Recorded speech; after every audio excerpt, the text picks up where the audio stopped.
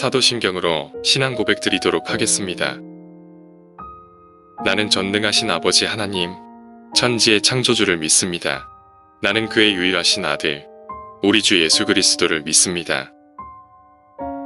그는 성령으로 잉태되어 동정녀 마리아에게서 나시고 본디오 빌라도에게 고난을 받아 십자가에 못 박혀 죽으시고 장사된 지 사흘 만에 죽은 자 가운데서 다시 살아나셨으며 하늘에 오르시어 전능하신 아버지 하나님 우편에 앉아 계시다가 거기로부터 살아 있는 자와 죽은 자를 심판하러 오십니다. 나는 성령을 믿으며 거룩한 공교회와 성도의 교제와 죄를 용서받는 것과 몸의 부활과 영생을 믿습니다. 아멘.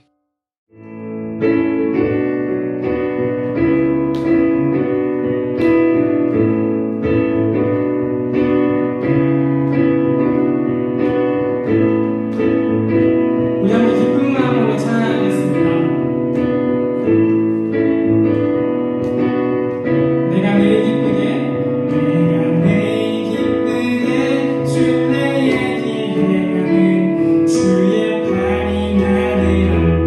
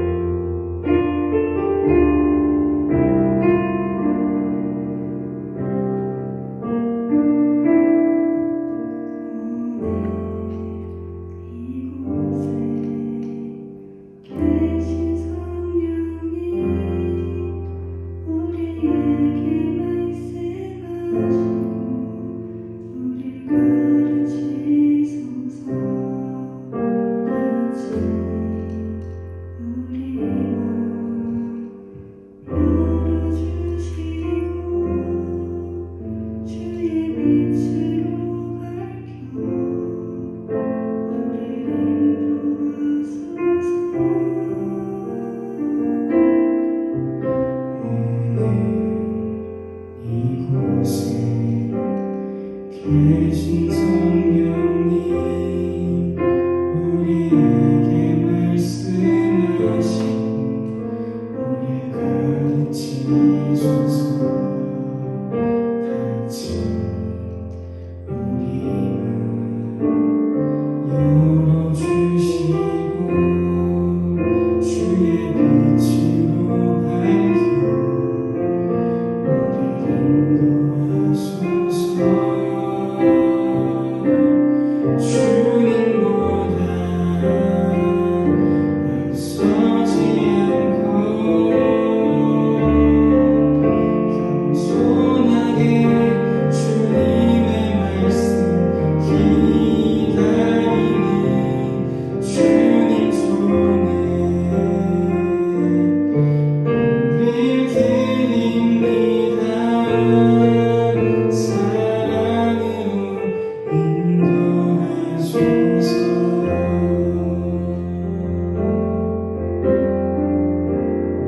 처음부터 찬양하겠습니다. 이곳에 계신 성령님 우리에게 말씀하신 우리 가르치소서. 같이 우리 맘 열어주시고 주의 빛으로 밝혀 우리 인도하소서. 주님보다 앞서지 않고 겸손하게 주님의 말씀 기다리니 주님 손에 우릴 드립니다. 사랑으로 인도하소서. 주님보다 앞서지 않고 주님보다 앞서지 않고 겸손하게 주님의 말씀 기다리니 주님 손에 우릴 드립니다. 사랑으로 인도하소서. 함께 기도하셨으면 좋겠습니다. 어제도 오늘도 내일도 함께 계신 성령님께서 우리와 영원까지 함께 하십니다. 성령님과 동행하는 그 순간순간의 길을 걸어갈 때 세상의 어떤 어려움과 유혹 속에도 기쁜 마음으로 즐거워하며 나아갈 수 있다고 하나님께서 말씀하고 주십니다. 이제 함께 기도할 때 우리 일주일의 삶을 돌아보며 앞으로 살아갈 일주일 성령님과 동행하며 어떠한 순간에도 감사하고 기뻐하며 그 길을 걸어갈 수 있도록 우리의 예배와 앞으로의 삶을 위하여 함께 기도하셨으면 좋겠습니다. 기도하겠습니다.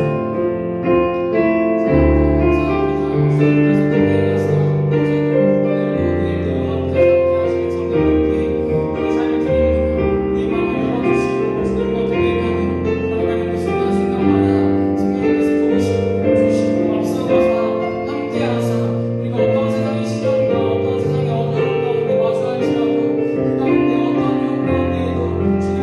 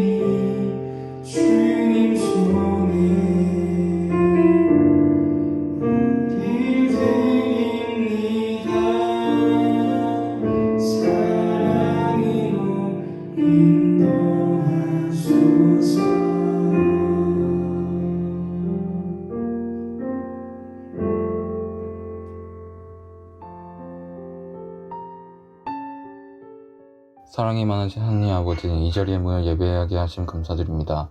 요즘 코로나로 인하여 간접적으로 교회가 핍박을 당하고 있는 상황에서도 이 자리에 모일 수 있는 것은 하나님의 은혜라 믿습니다. 코로나 사태로 전 세계적으로 수많은 사람들이 죽어나가고 있고 많은 어려움들을 겪고 있고 더욱 심해지고 있습니다. 주님께서 불쌍히 여기시어 하루속히 회복시켜 주셔서 안정을 찾게 도와주시옵소서. 무엇보다도 이 모든 현상이 하나님의 경고의 뜻임을 깨닫게 해주셔서 많은 사람들이 주님께 돌아와 회개하는 은혜가 있게 하여 주시옵소서. 이번 한 주간 살아가면서 알고도 지은 죄 모르고도 지은 죄들이 너무나도 많습니다. 이 시간 주님께 회개하오니 모든 죄악들 주님 앞에서 감추어 주시어 정결한 모습으로 주님 앞에 예배드릴 수 있도록 허락하여 주시옵소서. 이 시간 귀한 전도사님 말씀 전해 주실 때 하나님의 능력을 더 입혀 주시고 모두 듣는 귀가 열려 한 사람도 빠짐없이 은혜 받을 수 있도록 하여 주시옵소서. 말씀과 기도와 찬양을 통해 우리의 잠자고 있는 예배가 회복되어질 수 있는 회복의 영을 부어주시옵소서. 예배의 모든 순서를 주님께 맡겨드리며 이 모든 말씀 존귀하신 예수님의 이름으로 기도하였습니다. 아멘.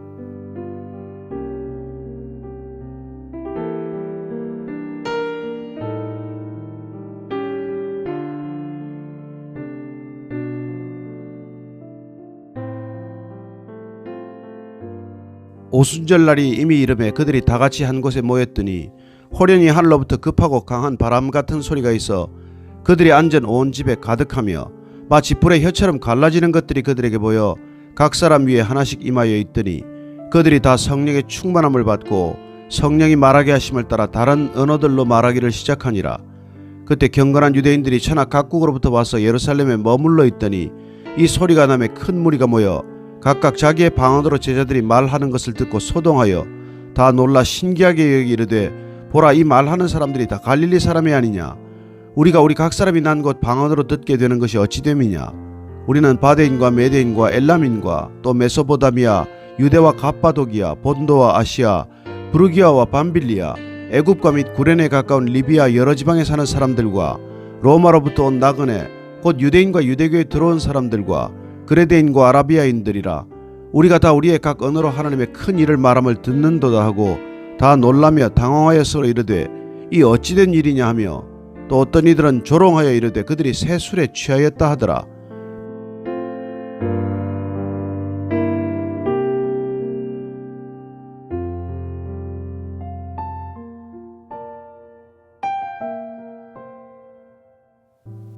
할렐루야.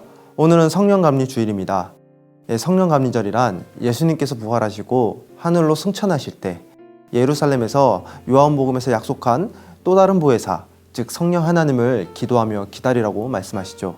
이 말씀에 순종한 120명의 사람들이 예수님의 부활 이후 50일째 되는 날 최후의 만찬을 보내신 마가의 다락방에 모여 기도할 때에 성령의 임재를 경험한 사건, 이 사건을 기념하고자 만든 교회 절기가 바로 오순절인 성령 강림절입니다.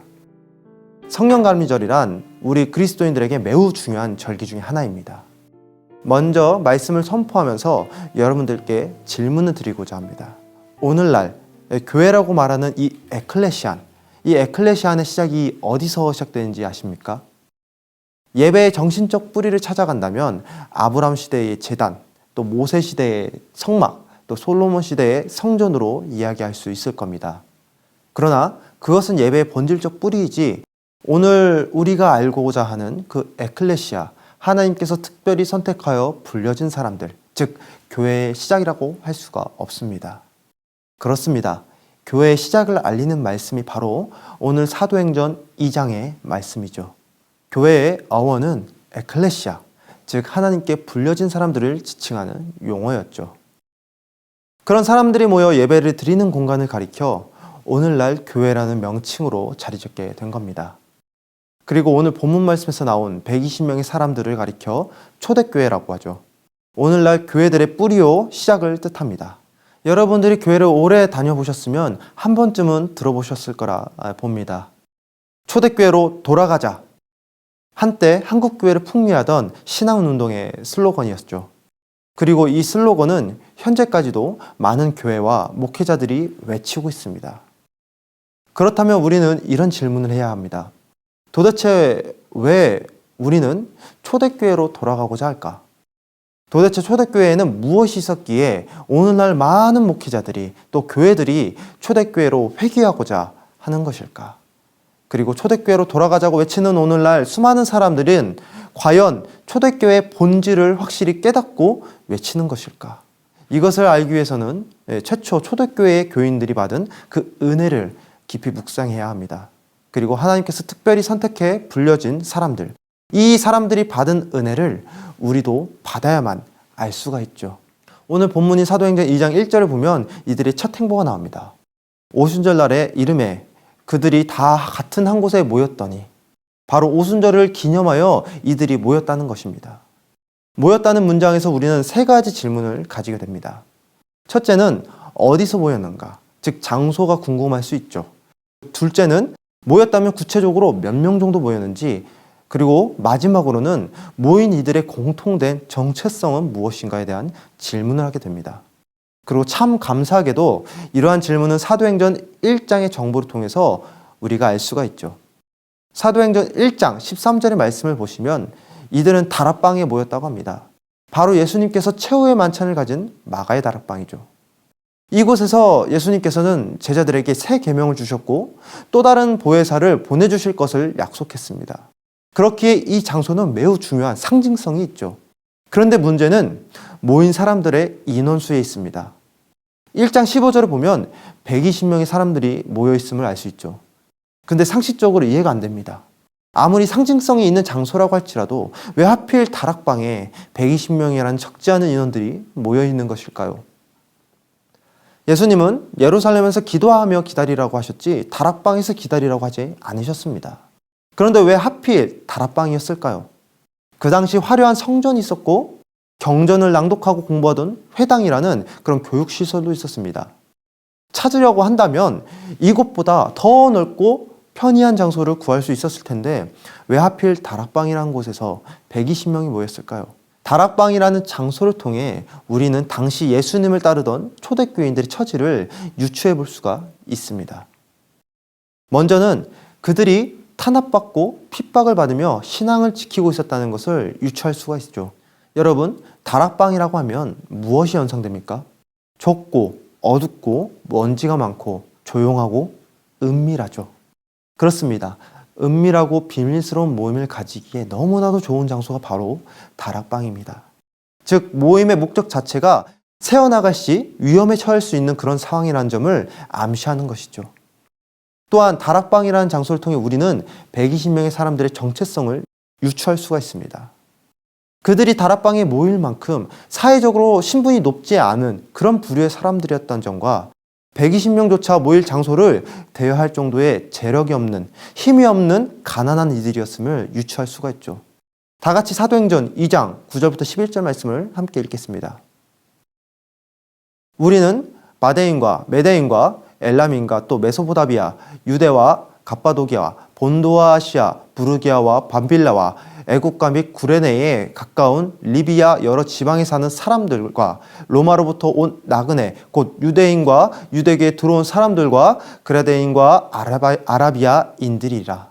거류민, 다시 말하면 외국인 노동자들과 혼혈아에 해당하는 이들입니다. 유대인들에게는 선민사상이라는 가치관이 있었습니다. 다시 말해 하나님께 선택받은 민족이라는 그런 아이덴티티를 매우 자부심 있게 강하게 갖고 있었죠. 이는 하나님의 말씀에 나온 택하신 족속, 거룩한 제사장이라는 의미와 정반대로 교만과 차별이라는 현상을 만들었습니다. 심지어 자신들의 피가 섞인 혼혈민족인 사마리아인조차 바라보며 개의 족속들이다 비아냥거리며 천대하니 다른 민족들은 어떻겠습니까? 무엇 하나 당대 기준에서 나은 것 하나 없는 사람들, 바로 그 사람들이 우리 교회의 뿌리로 여기고 있는 초대교회 교인들이라는 것입니다. 그토록 동경하고 닮고자 한 에클레시아, 하나님께서 특별히 선택하여 불려진 사람들이라는 것이죠. 다시금 정의한다면 오늘날 많은 교회와 목회자들이 초대교회로 돌아가자, 회개하자 함은 핍박받고 열악한 환경 속으로 돌아가자, 일자무식으로 무시당하던 그때로 돌아가자라는 것입니다. 경제적으로 하루하루 연명하며 살던 그때 그 시절로 돌아가자라는 것이죠. 여러분들께 제가 다시금 질문하도록 하겠습니다. 초대교회로 돌아가고 싶습니까? 초대교인들의 삶이 부럽나요? 아마 이렇게 이야기한다면 초대교회로 돌아가자라는 이야기가 쉽지 않은 선포임을 느끼실 겁니다. 우리에게 있어 초대교인의 삶은 마냥 기쁘고 부러운 삶이 아니게 되죠. 그러나 우리는 그럼에도 불구하고 초대교회로 돌아가야 합니다. 더 정확히는 초대교회가 초대교인들이 받은 그 은혜를 우리도 받아야 합니다. 그 은혜를 받을 수만 있다면 앞서 이야기한 핍박과 멸시, 고통은 다시금 겪는다 해도 좋을 만큼 절실한 은혜이기 때문이죠. 도대체 120명의 초대교인들은 어떤 은혜를 받았기에 오늘날 수많은 교회가 또 목회자들이 초대교회로 돌아가고자 하는 것일까요? 오늘 본문 말씀 2장 2절부터 4절 말씀을 함께 보도록 하겠습니다. 호련히 하늘로부터 급하고 강한 바람 같은 소리가 있어 그들이 앉은 온 집에 가득하며 마치 불의 혀처럼 갈라지는 것들이 그들에게 보여 각 사람 위에 하나씩 임하여 있더니 그들이 다 성령의 충만함을 받고 성령이 말하게 하심을 따라 다른 언어들로 말하기를 시작하니라. 하늘로부터 급하고 강한 바람, 여기서 말하는 바람은요 히브리어로 루아흐를 뜻합니다. 즉 하나님의 영을 뜻하죠. 이 표현은 창세기 2장 7절에 하나님께서 흙으로 사람을 지으실 때 그 코끝에 생기를 불어넣을 때 사용된 단어입니다. 한마디로 하나님의 영이 소리처럼 온 집에 가득했다는 그런 표현입니다. 그리고 그들에게 보이는 현상으로 각각 지체의 머리 위에 성령이 임재했음을 강조하죠. 이는 마침내 성령의 능력을 받게 되니 그것은 바로 이어진 사전의 말씀입니다. 다 같이 함께 읽겠습니다. 그들이 다 성령 충만함을 받고 성령을 말하게 하심을 따라 다른 언어들로 말하기 시작하니라. 오늘날 한국교회가 또 초대교회가 돌아가고자 하는 가장 큰 이유가 바로 여기에 있습니다. 바로 성령의 능력, 성령의 언어, 즉 방언을 받았기 때문이죠. 그러나 이들이 받은 방언은 우리가 알고 있는 방언과는 매우 결이 다릅니다. 그것은 고린도전서 14장에 나오는 알 수 없는 말, 신묘 언어, 천사들의 언어가 아닌 그저 외국어라는 것이죠. 사도행전 2장 11절 말씀을 보겠습니다. 그레데인과 아라비아인들이라 우리가 다 우리의 각 언어로 하나님의 큰 일을 말함을 듣는노다 하고, 우리가 다 우리의 각 언어로 120명 사람들이 자신들의 고향말을 썼다는 것이죠. 이것은 유대인들이었던 지필자 누가와 오늘 본문 5절에 나온 경건한 유대인들 관점에서 보기에는 타국의 언어, 즉 외국어였습니다. 그러나 120명 초대교인들의 시선에서 바라본다면 그것은 개개인의 근본이 되는 모국어였음을 우리는 알아야 합니다. 모국어, 어머니복, 나라국, 말씀어입니다. 영어로는 mother's tongue, 즉 어머니의 혀를 뜻하죠. 이것의 의미는 우리 모두에게는 각자 모국어가 존재한다는 것을 뜻합니다. 같은 한국말을 쓰지만 우리들은 각자의 모국어로 대화를 하는 것이죠. 그것은 하루아침에 만들어지는 것이 아닌 우리의 일평생이 녹아져 만들어지는 것이 바로 우리의 모국어입니다. 언어의 핵심은 행동이라고 했습니다. 다시 말하자면 언어의 영역을 넘어선 삶 그 자체가 바로 우리의 모든 것을 가리키는 모국어라는 것이죠. 그럼 모국어로 하여금 하나님의 큰 일을 말함을 듣는도다라고 하였습니다. 큰 일을 말하기도 하였고 서로가 다른 모국어 속에서 이해하여 들었다는 것이죠. 여기엔 두 가지 큰 의미가 존재하는데요. 첫째는 바벨탑 사건을 통해 교만과 불순종으로 인해서 갈라진 언어, 즉 죄인들이 성령 하나님을 통해서 회복되어지고 다시금 온전해진다는 것이며, 둘째는 오늘 나온 외국인들은 당대 유대인들이 바라본 세계의 모든 인종이었던 점입니다. 그들의 세계관, 즉 세상의 모든 나라와 만민들이 하나님 앞에서 큰 일을 말할 것이며 듣게 될 것이라는 것을 선포한 것입니다. 그렇다면 궁금하지 않습니까? 이들이 모여 기도할 때 하나님의 영이 임하고 그들로 하여금 성령의 언어로 하나님의 큰 일을 말함을 듣는도다라고 하는데, 도대체 무슨 기도를 했기에 이들이 기도를 들으시고 성령님이 임재하셨던 것일까요? 그 은혜가 무엇이었을까요? 우리는 매주 이렇게 모여 기도하고 하나님께 부르짖는데 우리의 기도와 초대기도의 기도가 도대체 무엇이 다르기에 이토록 우리는 초대교회로 돌아가고자 하는 것일까요? 이 또한 성경은 우리에게 답을 제시하고 있죠. 오늘 본문보다도 먼저 성령님이 형상이 되어 한 존재 위에 임하시는 장면이 있죠. 바로 우리 주인 되신 예수님을 통해서 말입니다. 마태복음 3장 16절부터 17절 말씀을 함께 합독하겠습니다. 예수께서 세례를 받으시고 곧 물에서 올라오실새 하늘이 열리고 하나님의 성령이 비둘기같이 내려 자기 위에 임하심을 보시더니 하늘로부터 소리가 있어 말씀하시되 이는 내 사랑하는 아들이요 내 기뻐하는 자라 하시니라. 여러분, 세례란 무엇입니까? 세례란 더러움을 씻는 행위요 죄인이었던 이전에 나는 죽고 주님 안에 거하는 그리스도인으로 부활하는 것을 뜻합니다. 그렇습니다. 120명의 초대교인들은 거창한 기도를 한 것이 아닙니다. 그들이 모여서 회개를 한 것입니다. 철저히 자신의 죄를 고백함으로써 주님께로 돌아가고자 기도했던 것이죠. 자신의 삶의 모든 것을 회개함으로써 성령 하나님의 임재를 경험한 것입니다. 그렇다면 이들이 받은 은혜는 무엇입니까? 사도행전 2장 11절에서 말하고 있는 하나님의 큰 일을 말함을 듣는도다. 이것이 초대교회와 우리에게 주는 은혜일진데 이 은혜는 바로 마태복음 3장 17절의 은혜입니다. 다 같이 마태복음 3장 17절을 합독합시다. 하늘로부터 소리가 있어 말씀하시되 이는 내 사랑하는 아들이요 내 기뻐하는 자라 하시니라. 그렇습니다. 주님께서는 세상에서 가장 낮은 자들을 가리켜 죄인들을 지명하시며 내 사랑하는 아들이요 내 기뻐하는 자라 하십니다. 그러나 오늘 본문 13절에 나오는 경건한 유대인들은 120명의 외국인 노동자 혼혈아들을 가리켜 세술에 취하였다, 헛소리를 한다고 조롱합니다. 세상은 그런 이들을 가리켜 아웃사이더, 세상에서 떨어져 나간 쓸모없는 존재라고 비아냥거립니다. 우리의 예배를 바라보며 묻습니다. 예배를 드린다고 무엇이 변하냐? 세상이 변하느냐? 쓸데없는 행동이다. 세상은 그런다고 변하지 않는다. 그러나 우리는 압니다. 이 120명의 사람들이 좁디 좁은 다락방에서 모여 예배할 때에 그들을 중심으로 사도행전이 시작되었으며 오늘날까지 이어져 오고 있음을 압니다. 120명의 사람들이 다락방을 떠나 세상으로 나아갈 때에 수많은 디아스포라들이 땅끝까지 주님의 복음을 전하는 증인이 되었음을 보았습니다. 그리고 세상은 그런 그들로 인하여 경악했습니다. 커다란 충격에 빠졌죠. 로마의 역사서인 유세비우스서에서는 그리스도인들을 이렇게 지칭합니다. 위험을 무릅쓰는 자.